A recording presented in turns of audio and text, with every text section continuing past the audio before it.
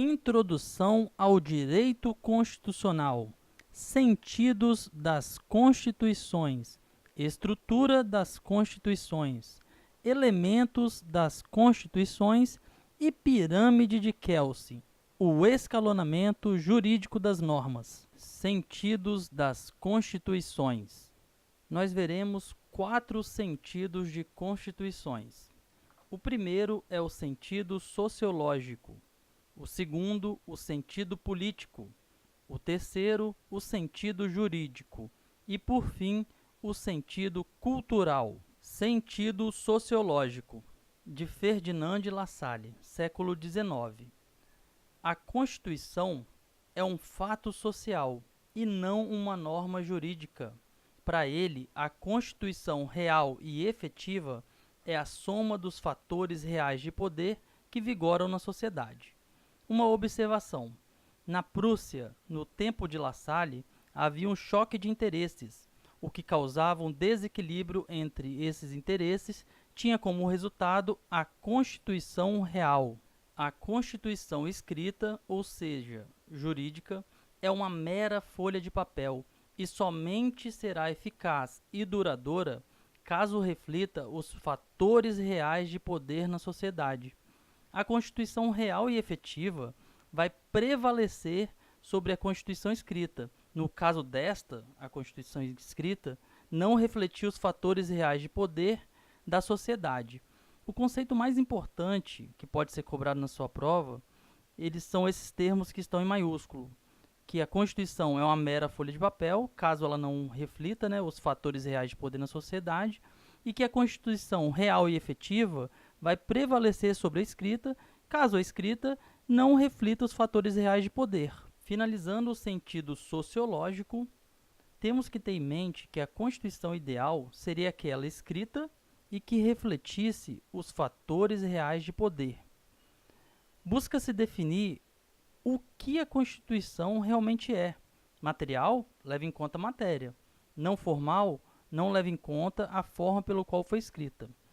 E por fim, um conceito importantíssimo. Para La Salle, todo e qualquer Estado sempre teve e sempre terá uma Constituição real e efetiva, independente da existência de um documento escrito. Vamos analisar agora o sentido político, de Carl Schmitt.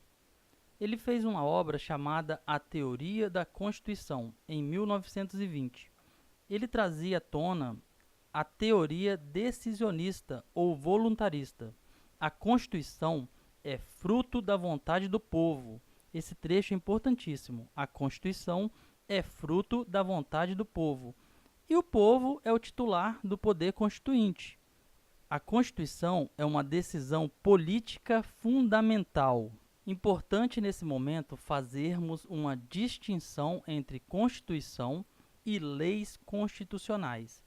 A Constituição são aquelas matérias de grande relevância jurídica, ou seja, as decisões políticas fundamentais, e é igual a normas materialmente constitucionais. Por outro lado, temos as normas constitucionais. São aquelas normas que fazem parte formalmente do texto constitucional, mas que tratam de assuntos de menor importância. Devem ser consideradas como normas formalmente constitucionais. O terceiro sentido, e talvez o mais importante, é o sentido jurídico de Hans Kelsen, a teoria pura do direito. A Constituição, para ele, é norma jurídica pura, sem cunho sociológico, político ou filosófico. A validade da Constituição não se apoia na realidade social do Estado. Aqui veremos o escalonamento hierárquico das normas. As normas jurídicas inferiores às fundadas sempre retiram seu fundamento de validade das normas jurídicas superiores às normas fundantes. Veremos agora uma subdivisão do sentido jurídico em sentido lógico-jurídico e sentido jurídico positivo. E aqui você vai prestar atenção nas palavras-chave. O sentido lógico-jurídico, a Constituição, ela é vista como norma hipotética fundamental, não real, mas sim imaginada, pressuposta, que serve como fundamento lógico transcendental da validade da Constituição em sentido jurídico positivo. Já o sentido jurídico positivo, a Constituição é norma positiva suprema, que serve para regular a criação de todas as outras normas. Finalizando a aula de sentidos das Constituições, eu vou trazer um conceito um pouco mais aprofundado, que é o sentido cultural, de Meireles Teixeira. Para ele, o direito é um objeto cultural, uma parte da cultura. O direito não é real, não é ideal e não é de puro valor. Há uma classificação dos seres em 4 subseres: os reais, os ideais, os valores e os objetos culturais. Para ele, o direito pertence ao grupo dos objetos culturais, pois o direito é produto da atividade humana. Então, teríamos um conceito mais amplo de constituição total, que seria o quê? A combinação das concepções sociológica, política mais jurídica. A estrutura das constituições. A Constituição de 88 basicamente é dividida em 3 partes. A primeira, o preâmbulo. A segunda, a parte dogmática. E, por fim, a terceira, as disposições transitórias. O preâmbulo antecede o texto constitucional. São as intenções do legislador constituinte. É um elemento de integração. Ele visa orientar a interpretação da Constituição. Aqui entram alguns pontos de extrema relevância. Para o Supremo Tribunal Federal, o preâmbulo não é norma constitucional, não serve de parâmetro para declaração de inconstitucionalidade, não estabelece limites para o poder constituinte derivado, seja ele reformador ou decorrente, não são de reprodução obrigatória das constituições estaduais e não dispõe de força normativa, além de não ter caráter vinculante. Já a parte dogmática, que é do artigo 1 ao 250, é o corpo permanente da Constituição de 88. É o texto constitucional propriamente dito. São os direitos e deveres criados pelo poder constituinte. Não tem caráter transitório, embora possam ser modificados pelo poder constituinte derivado, por emenda constitucional. Por fim, temos as disposições transitórias. É a integração do ordenamento jurídico antigo ao novo, garantindo a segurança jurídica e evitando o colapso entre um ordenamento jurídico e outro. Suas normas são formalmente constitucionais, embora na Constituição de 88 apresentem numeração própria. Pode ser modificada por reforma constitucional e pode servir como paradigma para controle de constitucionalidade das leis. A estrutura das constituições. Para esse tema, vamos adotar a doutrina do professor José Afonso da Silva, que é a mais cobrada em concursos públicos. Para ele, são elementos das constituições 5 elementos orgânicos, limitativos, socioideológicos, de estabilização constitucional e formais de aplicabilidade. A Constituição, na visão desse autor, tem caráter polifacético, ou seja, muitas faces.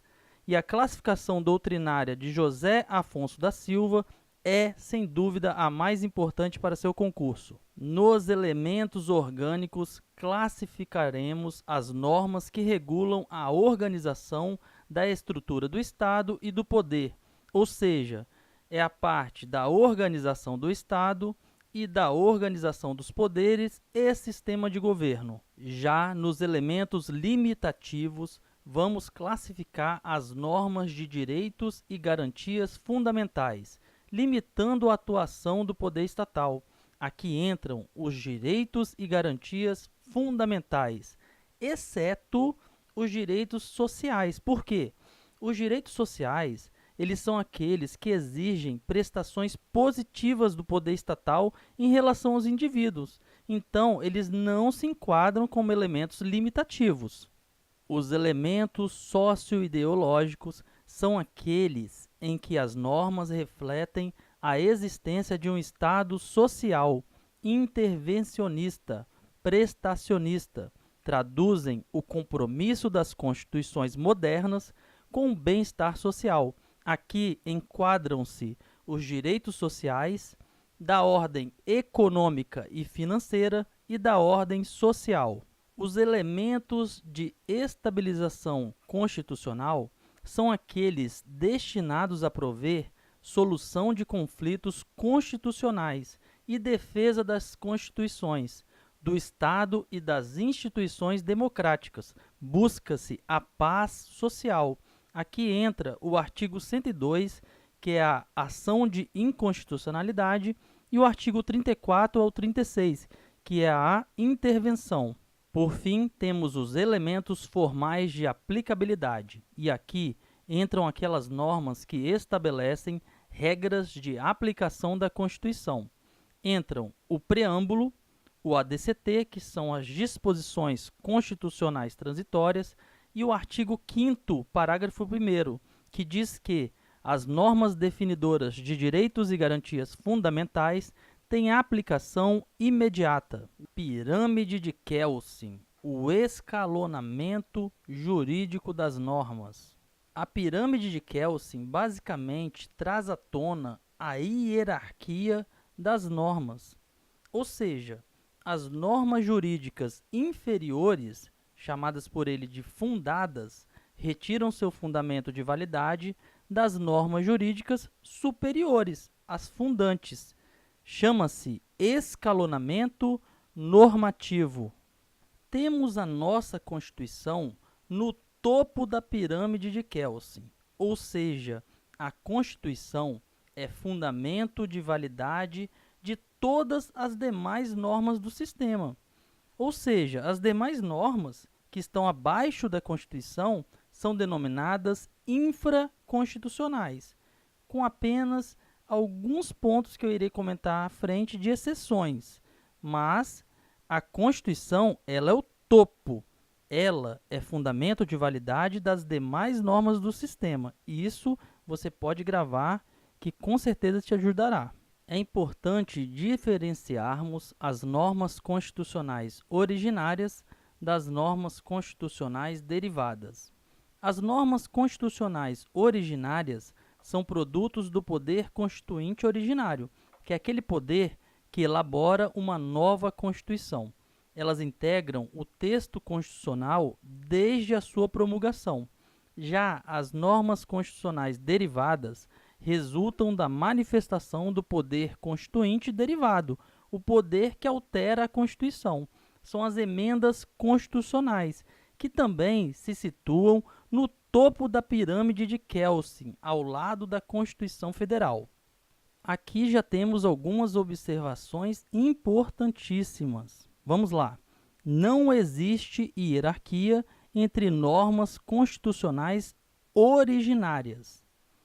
Não existe hierarquia também entre normas constitucionais originárias e as normas constitucionais derivadas, as emendas constitucionais. As normas constitucionais originárias não podem ser declaradas inconstitucionais, logo, não podem ser objeto do controle de constitucionalidade. Já as emendas constitucionais, que são as normas constitucionais derivadas, elas sim, elas podem ser objeto de controle de constitucionalidade. Um tópico que não é tão cobrado, mas eu acho relevante trazer, é a teoria de Otto Bischoff. Ela não é aceita pelo ordenamento jurídico brasileiro, mas para ele, a existência de normas constitucionais originárias eivadas de inconstitucionalidade. E ele considera que as cláusulas pétreas são normas intocáveis, ou seja, superiores às demais normas constitucionais originárias e, portanto, elas serviriam de parâmetro para controle de constitucionalidade destas. Mas essa teoria, como foi dita, não é aceita no ordenamento jurídico brasileiro, mas vale a pena você conhecer. Vamos trazer agora o tópico que talvez seja o mais importante dessa aula, os tratados internacionais. E aí vamos ter alguns casos. O primeiro caso são os tratados internacionais que obedecem à Emenda Constitucional número 45 de 2004. Vamos lá, eu vou detalhar para você. São tratados e convenções internacionais, é o primeiro ponto, de direitos humanos, segundo ponto, aprovados pelo rito especial. O que é o rito especial?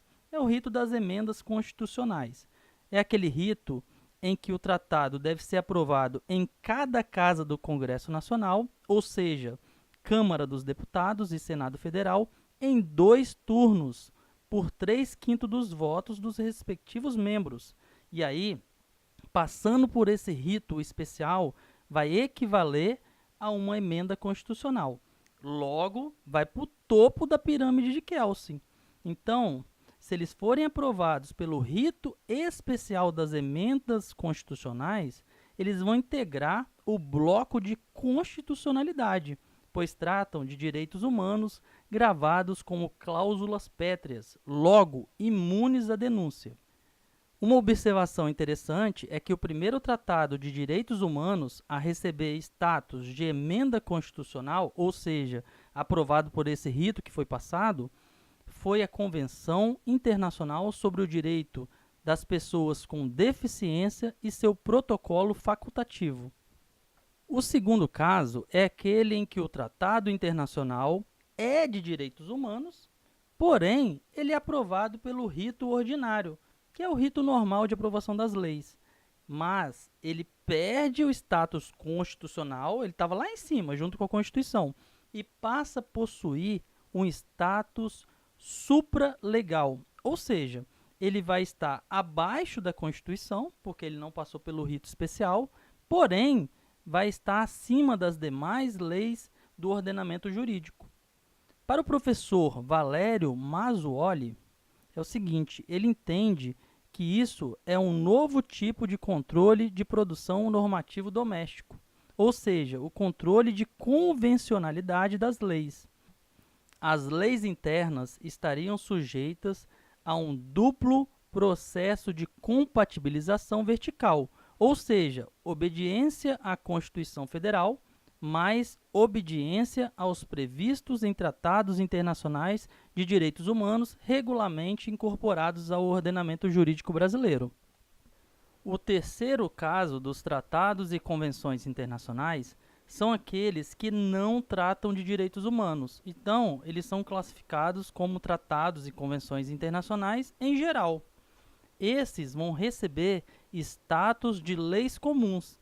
Logo, são normas infraconstitucionais. As normas infraconstitucionais são as leis complementares, as leis ordinárias, as leis delegadas, as medidas provisórias, os decretos legislativos, os decretos autônomos, as resoluções legislativas e os tratados internacionais em geral. Essas normas infraconstitucionais estão abaixo da Constituição e dos tratados com status de emenda. Elas não possuem hierarquia entre si, ou seja, elas têm o mesmo grau hierárquico. São normas primárias. O que quer dizer isso? Elas são capazes de gerar direitos e criar obrigações, desde que não contrariem quem? As constituições, as emendas constitucionais e aqueles tratados que estão lá no topo, né?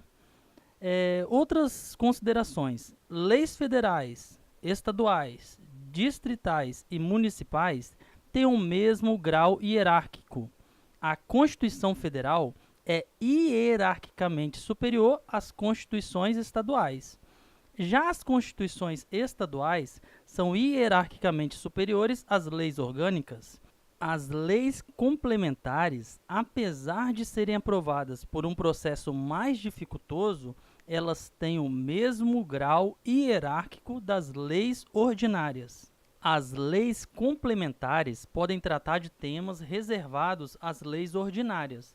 Observação: caso isso ocorra, a lei complementar será considerada materialmente ordinária, logo poderá então ser revogada ou modificada por uma simples lei ordinária. As leis ordinárias não podem tratar de temas reservados às leis complementares. Os regimentos dos tribunais do Poder Judiciário e as resoluções do Conselho Nacional do Ministério Público e do CNJ, Conselho Nacional de Justiça, são consideradas normas primárias, equiparadas hierarquicamente às leis ordinárias. Já os regimentos das casas legislativas, Senado e Câmara dos Deputados, são as resoluções legislativas, logo, normas primárias equiparadas hierarquicamente às normas ordinárias. Por fim, nós temos as normas infralegais. São normas secundárias. O que quer dizer isso? Não podem gerar direitos nem criar obrigações. Não podem contrariar as normas primárias. Como exemplo, podemos trazer os decretos regulamentares, as portarias, as instruções normativas, entre outros. Agora que terminamos toda a parte teórica, vamos analisar como ficou a nossa pirâmide, a famosa pirâmide de Kelsey.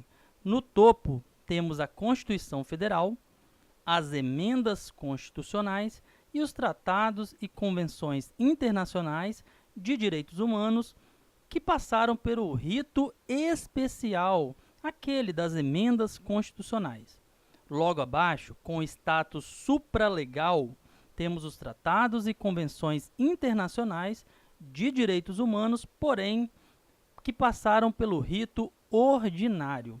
Abaixo deles, nós temos as leis complementares, as leis ordinárias e as delegadas, medidas provisórias, decretos legislativos, resoluções legislativas, os tratados internacionais em geral e os decretos autônomos. E por fim, lá embaixo estão as normas infralegais, que são os decretos regulamentares, as portarias, as instruções normativas, entre outros.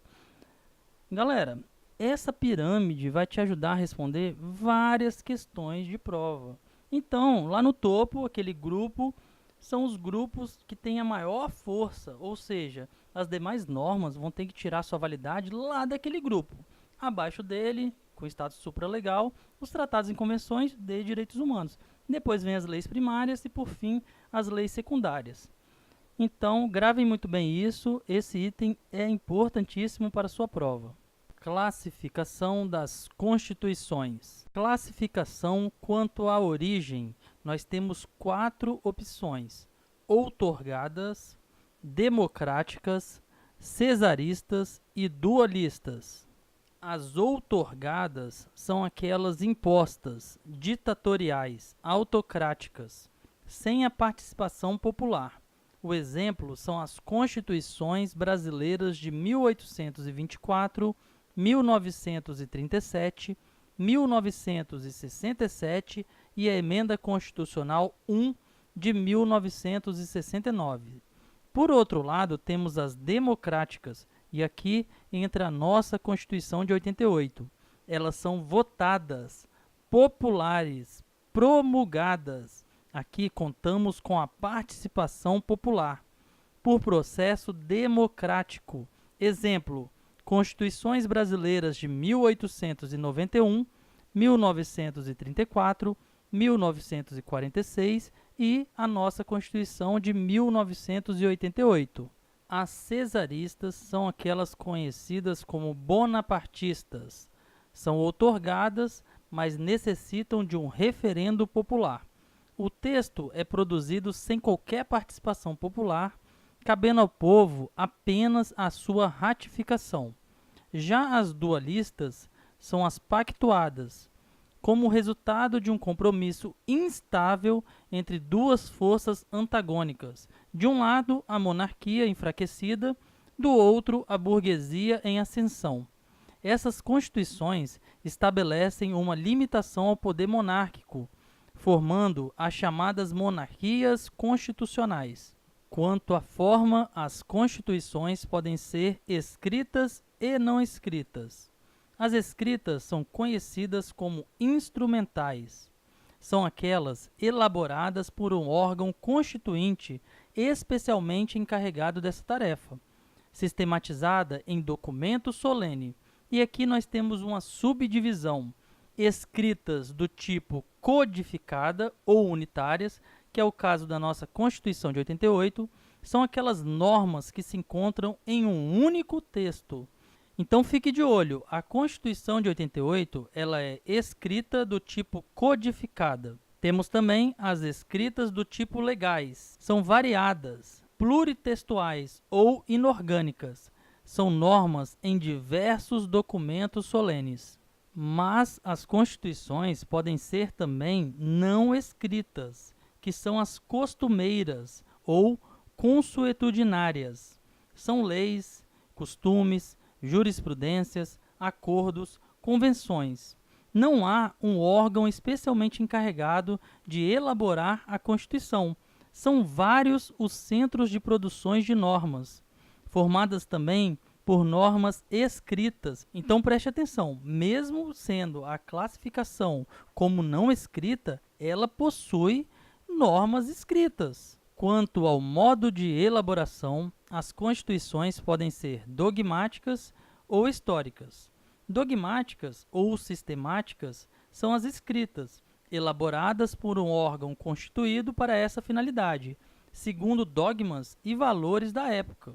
As dogmáticas podem ser do tipo ortodoxas, que refletem uma só ideologia, e aqui o exemplo é a Constituição Soviética de 1977, ou dogmática do tipo heterodoxas, ecléticas, e aqui temos a nossa Constituição de 88. Suas normas originam-se de ideologias distintas. Já as históricas ou costumeiras são as não escritas, criadas lentamente com as tradições, síntese dos valores históricos consolidados pela sociedade. São mais estáveis que as dogmáticas. Exemplo, a Constituição inglesa. Isso aqui é importante, hein? São mais estáveis que as dogmáticas. Mas por quê? Porque elas são criadas lentamente com as tradições. Para José Afonso da Silva, as constituições históricas são juridicamente flexíveis, mas normalmente são política e socialmente rígidas, uma vez que, por serem produto do lento evoluir dos valores da sociedade, raramente são modificadas. Concluímos aqui a primeira parte da aula de classificação das constituições. Parte 2. Quanto à estabilidade, podemos classificar as constituições em imutável, rígida, semirrígida, flexível e aqui uma classificação extra, superrígida. Quanto à estabilidade, a Constituição pode ser imutável, conhecida como granítica, intocável ou permanente. O texto não pode ser modificado jamais. Alguns autores não admitem a sua existência. Uma classificação extra é de superrígida, e o autor Alexandre de Moraes considera que a nossa Constituição ela é superrígida. Então vamos ver qual é o conceito. É a Constituição em que há um núcleo intangível. No nosso caso, são as cláusulas pétreas. As demais normas são alteráveis por processo legislativo diferenciado, ou seja, aquele mais dificultoso que o processo ordinário. Para Alexandre de Moraes, a Constituição de 88 é superrígida. A maior parte da doutrina considera que a Constituição de 88 é classificada como rígida. E vamos a esse conceito, Constituição rígida. Toda Constituição rígida é sempre escrita, porém, nem toda Constituição escrita é rígida. Ela é modificada por um procedimento mais dificultoso. A Constituição de 88, por exemplo, ela é rígida, porque ela exige um procedimento especial para a modificação do seu texto, por meio de emendas constitucionais. Esse processo mais dificultoso é uma votação em 2 turnos nas 2 casas do Congresso Nacional e a aprovação de pelo menos 3/5 dos integrantes das casas legislativas. Podemos citar como constituições rígidas a de 1891, 1934, 1937, 1946, 1967 e a nossa Constituição de 1988. Semirrígida ou semiflexível. Para algumas normas, o processo legislativo de alteração é mais dificultoso que o ordinário, para outras não. Exemplo, a Carta Imperial do Brasil de 1824. Ela exigia procedimento especial para a modificação dos artigos que tratassem dos direitos políticos e individuais, e limites e atribuições respectivas dos poderes. As normas referentes a todas as demais matérias poderiam ser alteradas por procedimento usado para modificar as leis ordinárias. Por fim, temos a classificação flexível, que é aquela que pode ser modificada pelo procedimento legislativo ordinário, ou seja, pelo mesmo processo legislativo usado para modificar as leis comuns. Vamos citar agora alguns pontos importantes. A maior ou menor rigidez constitucional não lhe assegura estabilidade. A estabilidade se relaciona mais com o amadurecimento da sociedade e das instituições estatais do que com o processo legislativo de modificação do texto constitucional. Da rigidez constitucional decorre o princípio da supremacia da Constituição. As normas que forem incompatíveis com a Constituição serão consideradas inconstitucionais. Tal fiscalização de validade das leis é realizada por meio do denominado controle de constitucionalidade, que tem como pressuposto a rigidez constitucional. Normas materialmente constitucionais, igual Constituição material. O conteúdo é tipicamente constitucional, ou seja, aspectos fundamentais da vida do Estado, forma de governo, estrutura do Estado, organização do poder e dos direitos fundamentais. Aqui não há consenso doutrinário sobre quais normas são materialmente constitucionais e quais não são. Por outro lado, temos as normas formalmente constitucionais. Independentemente do conteúdo, estão contidas em documento escrito elaborado solenemente pelo órgão constituinte.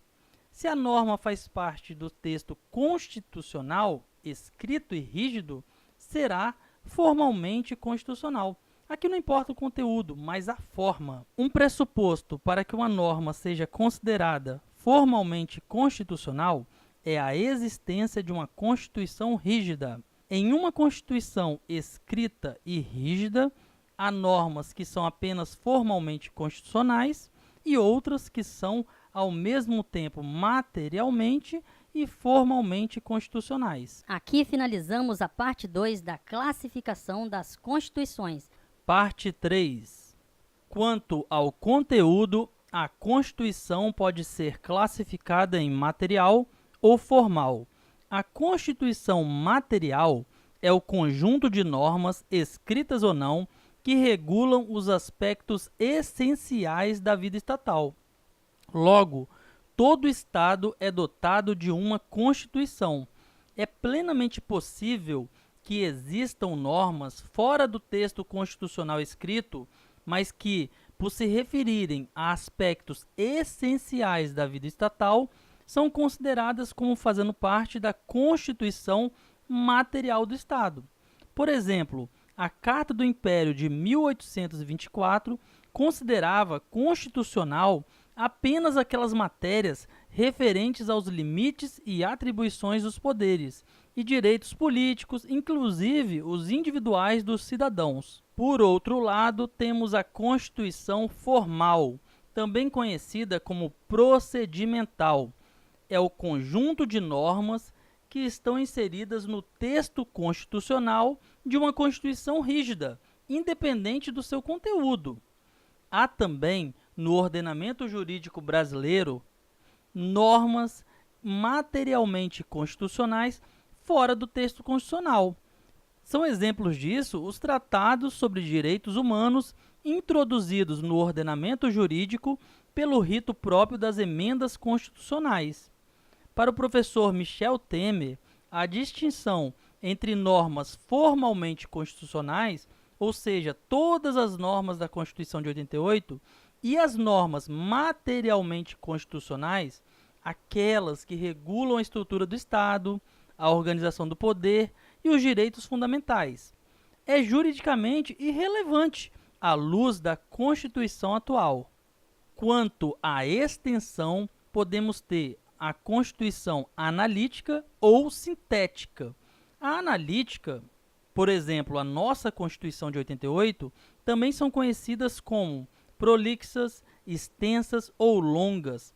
Contém normas apenas formalmente constitucionais.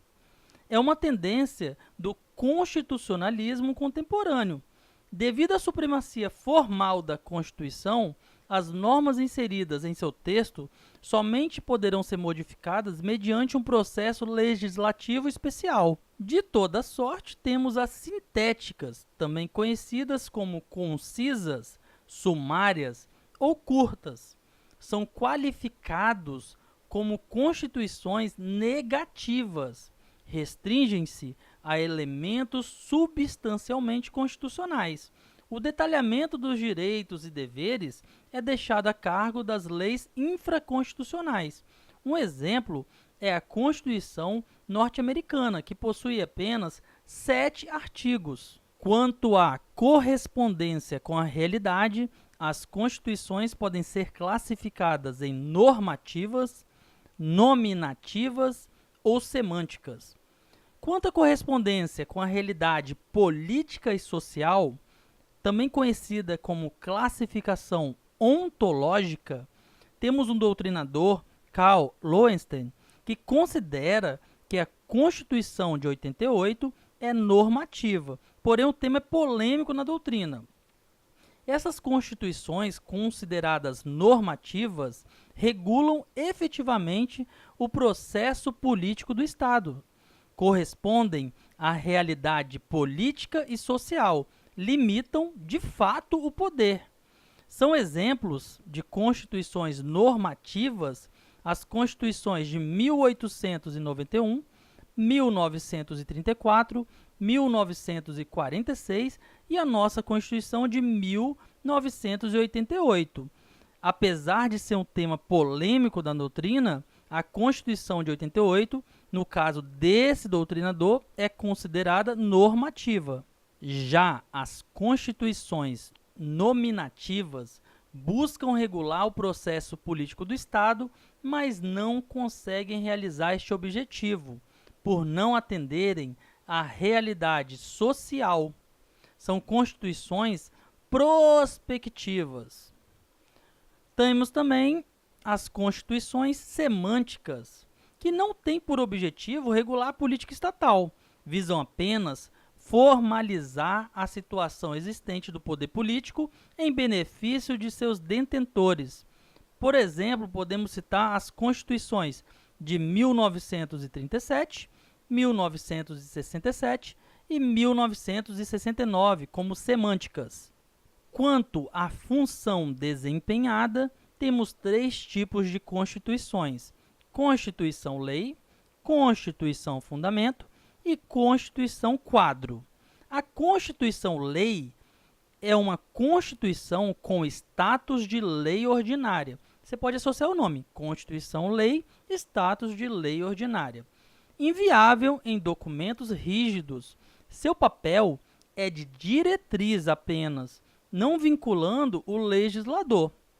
Por outro lado, temos a Constituição Fundamento. É fundamento de todas as atividades do Estado e da vida social. A liberdade do legislador é apenas dar efetividade às normas constitucionais. Por último, temos a Constituição Quadro, ou também conhecida como Constituição Moldura, que é o caso da nossa Constituição de 1988. O legislador só pode atuar dentro de determinado espaço estabelecido pelo Constituinte, ou seja, dentro de um limite. Cabe à jurisdição constitucional verificar se esses limites estão sendo respeitados, obedecidos. Concluímos aqui a parte 3 da aula de classificação das constituições. Parte 4. Classificação quanto à finalidade. Quanto à finalidade, as constituições podem ser Constituição Garantia, Constituição Dirigente ou Constituição Balanço. A Constituição Garantia, também conhecida como Constituições Negativas, objetiva proteger as liberdades públicas contra a arbitrariedade do Estado. Surgem com os direitos de primeira geração, direitos civis e políticos. Impõem a omissão ou negativa da atuação do Estado, protegendo os indivíduos contra a ingerência abusiva dos poderes públicos. Uma observação: por se limitarem a estabelecer direitos de primeira geração relacionados à proteção do indivíduo contra o arbítrio do Estado, são sempre sintéticas.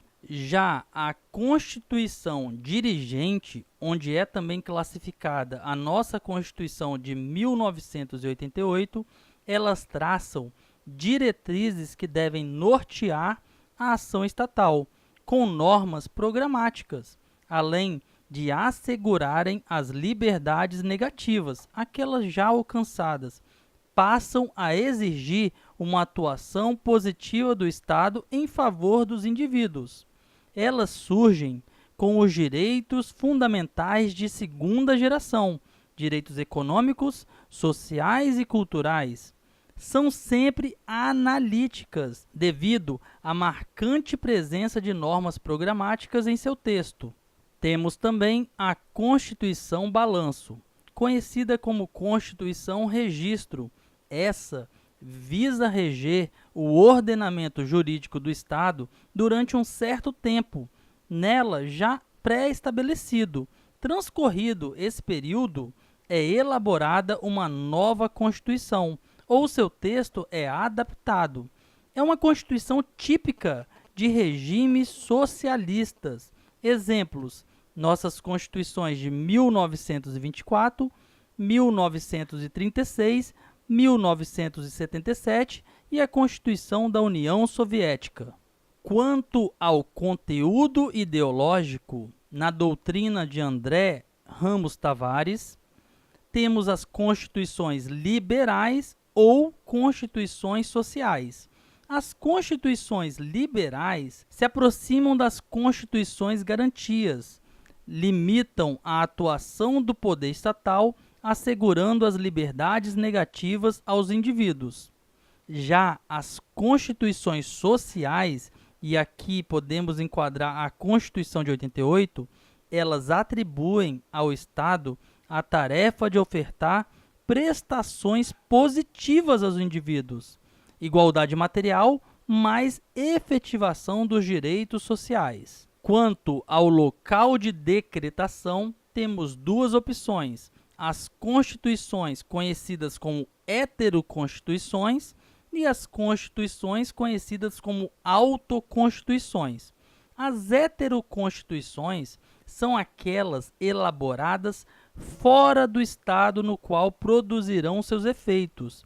Já as autoconstituições, e aqui citamos a Constituição de 88, são aquelas constituições elaboradas dentro do próprio Estado que por elas será regido.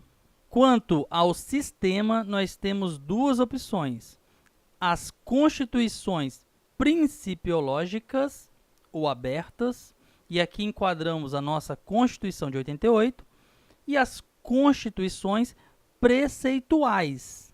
A Constituição principiológica ou aberta é aquela em que há prevalência de princípios. As normas têm alto grau de abstração, que demandam regulamentação pela legislação para adquirirem concretude. Já a Constituição preceitual, há uma prevalência de regras. As normas têm baixo grau de abstração, são concretizadoras de princípios. Outras classificações. Vamos trazer mais duas classificações para encerrar todas as formas de classificações segundo a doutrina majoritária, ou seja, aquilo que pode cair na sua prova, né? A Constituição ela pode ser classificada como plástica, e aqui temos uma controvérsia doutrinária. Segundo o professor Pinto Ferreira, ele considera como sendo plástica as constituições flexíveis. Já Raul Machado Horta Para ele, são plásticas as constituições cujo conteúdo é de tal sorte maleável que estão aptas a captar as mudanças da realidade social sem necessidade de emendas constitucionais. A Constituição plástica estará em condições de acompanhar, através do legislador ordinário, as oscilações da opinião pública e do corpo eleitoral. Outra classificação é a classificação como constituições expansivas, e aqui nós podemos colocar a nossa Constituição de 1988. São aquelas que, na evolução constitucional do Estado, ao ser promulgada, traga novos temas e amplie o tratamento de outros que já estavam no seu texto constitucional anterior. Encerramos aqui a parte 4 da aula Classificação das Constituições. Parte 5. Falaremos agora exclusivamente da Constituição do Brasil de 1988. Vamos classificá-la. Quanto à origem, ela é democrática, também conhecida como populares, promulgadas ou votadas. Aqui, a participação popular por meio de um processo democrático. Já quanto à forma, é escrita, do tipo codificada. As normas se encontram em um único texto. A Constituição de 88, preste atenção, ela é escrita do tipo codificada. Quanto ao modo de elaboração, a Constituição de 88 é classificada como dogmática ou sistemática, logo ela é escrita. Ela foi elaborada por um órgão constituído para esta finalidade, segundo dogmas e valores da época. Ela é dogmática do tipo heterodoxas ou eclética. O que quer dizer isso? Suas normas originam-se de ideologias distintas. Quanto à estabilidade, ela é classificada como rígida. Essa é a posição doutrinária majoritária. Vamos a um detalhe. Toda Constituição rígida é sempre escrita, porém, nem toda Constituição escrita é rígida. Ela só pode ser modificada por um processo mais dificultoso do que aquele para as leis comuns, entendeu? A Constituição de 88 é rígida, pois ela exige um procedimento especial para modificação por meio de emendas constitucionais. Qual é esse procedimento? Votação em 2 turnos nas 2 casas do Congresso Nacional e aprovação de pelo menos 3/5 dos integrantes das casas legislativas. O professor Alexandre de Moraes, ele entende que a Constituição de 88 é super rígida, porque para ele há um núcleo intangível, que são as cláusulas pétreas, e as demais normas são alteráveis por processo legislativo diferenciado, mais dificultoso do que o ordinário. Então, caso sua prova pergunte sobre esse doutrinador especificamente, Alexandre de Moraes, ele considera que a Constituição de 88 é super rígida. Porém, a doutrina majoritária considera que, quanto à estabilidade, a Constituição de 88 é rígida. Quanto ao conteúdo, a Constituição de 88 é classificada como formal ou procedimental. É igual um conjunto de normas que estão inseridas no texto de uma Constituição rígida, independente do conteúdo. Aqui, não importa o tema tratado, o importante é ser inserida na Constituição de modo formal, seguindo os procedimentos adequados. Já quanto à extensão, a Constituição de 88 é classificada como analítica, ou prolixa, ou extensa, ou longas. Contém normas apenas formalmente constitucionais. É uma tendência do constitucionalismo contemporâneo.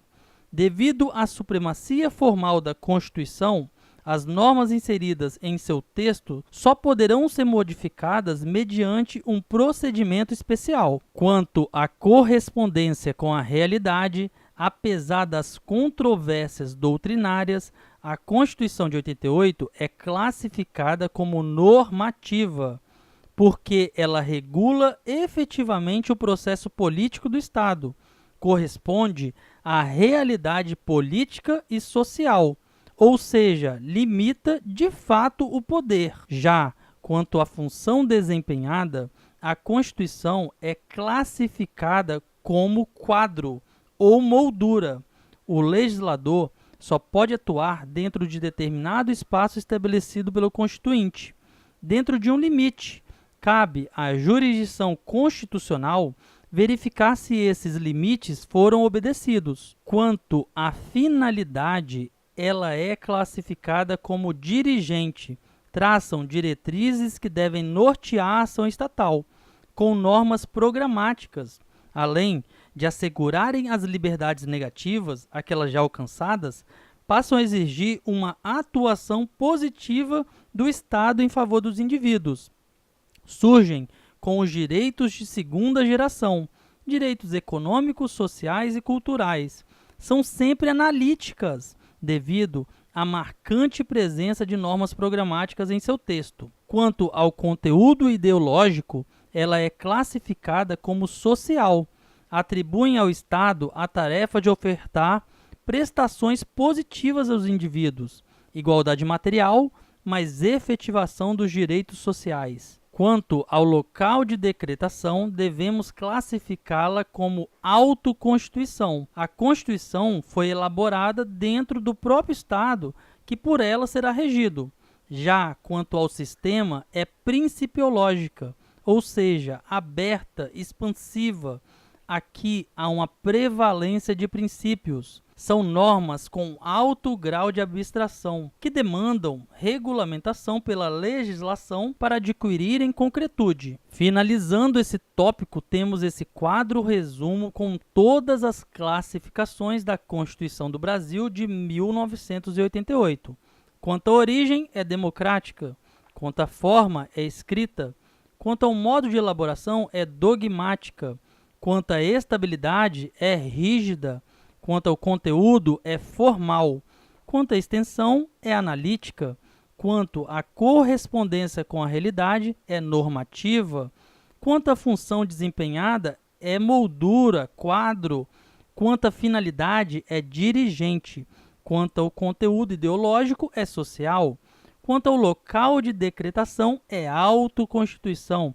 E, por fim, quanto ao sistema, é principiológica, aberta, expansiva. Com isso, finalizamos a aula de classificação das constituições. Espero que tenha te ajudado e que seja muito útil no seu concurso. Curta o nosso vídeo, inscreva-se em nosso canal e deixem comentários sugerindo temas e tirando dúvidas. Até mais!